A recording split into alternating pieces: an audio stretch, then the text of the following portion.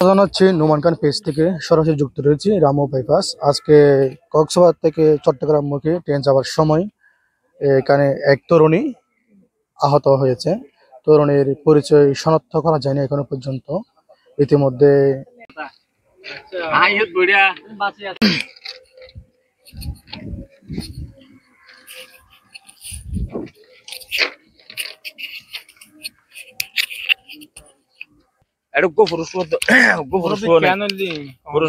এখন ইহত বঢ়িয়া তো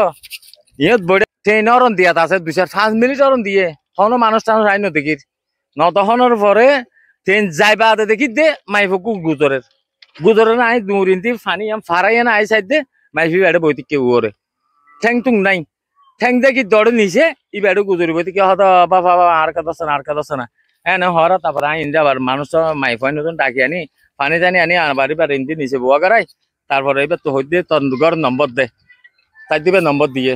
উগ্র মানুষের তো মোবাইল লই নম্বরে ফোন দিয়ে নে তখন এবার লাই হতা হইবা তোমার ঘর হরে হতা আর ঘর রাজার ফুল তো তুমি হরে গিলা হতা মাদার তো কেসি দি তাই হইয়ার এদুর মাদা সাইড দিবে এদুর আমাতনের পরে নম্বর দিয়ে বাপ আইসে